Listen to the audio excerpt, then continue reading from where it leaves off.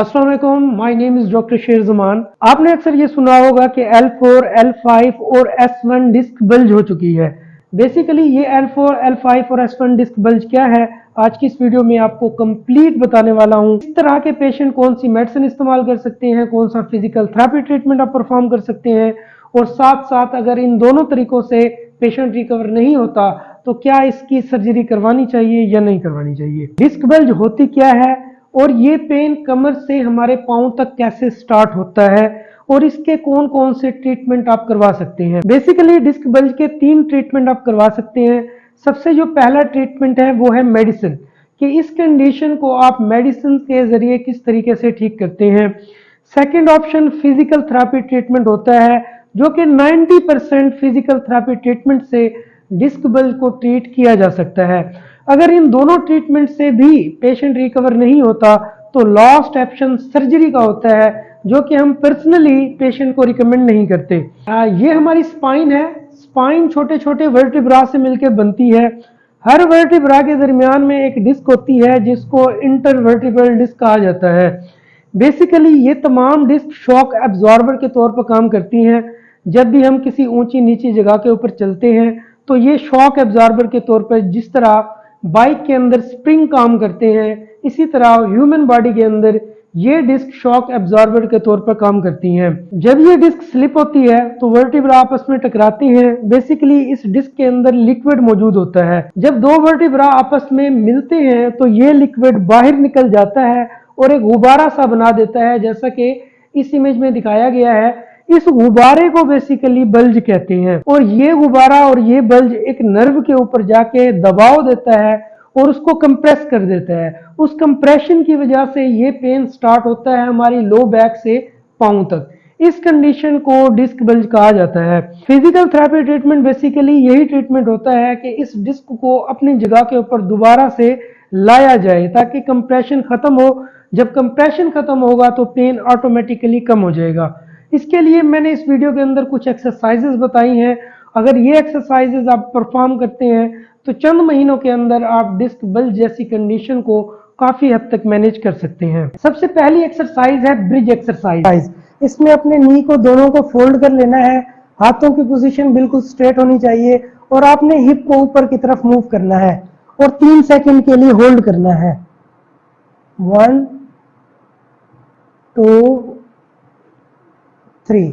इस एक्सरसाइज के आपने 3 सेट करने हैं और हर सेट के अंदर 15 से 20 रेपिटेशन होना जरूरी है। इस एक्सरसाइज से हिप जॉइंट की फ्लेक्सिबिलिटी इंप्रूव होगी, रेंज ऑफ मोशन बेहतर होगी और हमारी जो लो बैक पेन है इसको भी रिलीफ मिलेगा। Exercise piriformis muscle stretch. Patient couch के ऊपर सीधा लेट जाना है। आपने एक नी को बेंड करना है। जिस लेग के अंदर पेन है उसको आपने इस तरीके से रख लेना है। फिर आपने अपने दोनों हाथों से दूसरे नी को पकड़ के अपनी चेस्ट की तरफ मूव करना है। इसको 30 सेकंड के लिए होल्ड करना है, उसके बाद रिलैक्स कर देना है। इस एक्सरसाइज को पेरिफॉर्मस मसल स्ट्रेच कहा जाता है। ये एक्सरसाइज बेसिकली हमारे पेरिफॉर्मस मसल्स और ग्लूटेस मैक्सिमस मसल्स को रिलीज करते हैं। शैटिक नर्व इन मसल्स से पास होती है।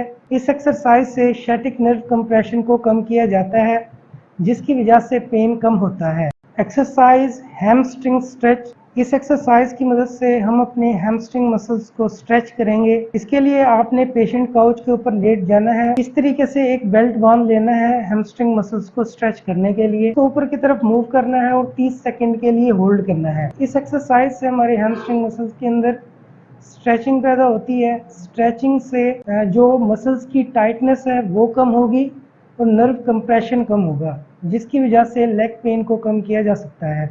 हील और काफ के मसल्स को स्ट्रेच प्रोवाइड करने के लिए आपको इस तरीके से एक लकड़ी का एक बॉक्स बनवा लेना है जिसका एंगल 45 डिग्री हो। ये एक्सरसाइज परफॉर्म इस तरीके से की जाती है कि आपकी ये जो फिंगर्स हैं इसको आपने ऊपर की तरफ रखना है और आपकी जो हील है वो नीचे की तरफ टच होनी चाहिए और आपने स्ट्रेट पोजीशन में खड़े होना है। इससे होगा क्या कि जब ये फिंगर्स ऊपर की तरफ डोर्सिफ्लेक्शन की तरफ मूव करेंगे तो यहाँ पर स्ट्रेच पैदा होगा और आपने ये एक्सरसाइज 10 से 15 मिनट करनी है और दिन में आप 3 बार करेंगे। इस एक्सरसाइज की वजह से काफ मसल का पेन खत्म होगा और हील का पेन खत्म होगा। हमारी जो नेक्स्ट एक्सरसाइज है उसका नाम है हिप एक्सटेंशन। हिप को एक्सटेंड किया जाता है, उसके लिए आपने एक चेयर के साथ सपोर्ट ले लेनी है और इसको एक्सटेंड करना है आगे की तरफ और पीछे की तरफ। 1 2 3। इस एक्सरसाइज के आपने 3 सेट करने हैं और हर सेट के अंदर 15 से 20 रेपिटेशन होना जरूरी है। एक्सटेंशन की वजह से आपकी जो मूवमेंट है और रेंज ऑफ मोशन है हिप जॉइंट की वो इंप्रूव होती है। हमारी जो अगली एक्सरसाइज है उसका नाम है स्टेप अप। हमारी ये फिंगर्स हैं ये ऊपर की तरफ होनी चाहिए ताकि ये जो काफ मसल्स हैं इनके ऊपर स्ट्रेच पैदा हो। इस एक्सरसाइज की वजह से हमारे काफ मसल्स के अंदर स्ट्रेच पैदा होता है और अगर काफ मसल्स के अंदर मसल एट्रॉफी हो चुकी है, मसल सुकड़ चुके हैं, तो उनको रिलीज करने के लिए, उस पेन को कम करने के लिए ये एक्सरसाइज परफॉर्म की जाती है। और स्टेप अप एक्सरसाइज आपने इस पोजीशन को होल्ड करना है और ऊपर की तरफ मूव करना है। 1 2 3। आपने 3 सेट करने हैं और हर सेट के अंदर 10 रेपिटेशन होनी चाहिए। उम्मीद करता हूं कि आपको ये वीडियो पसंद आई होगी। अगर आपको ये वीडियो पसंद आई है तो इस चैनल को लाइक करें, शेयर करें, सब्सक्राइब करें। अगर कोई भी क्वेश्चन हो तो आप कमेंट सेक्शन में हमसे पूछ सकते हैं।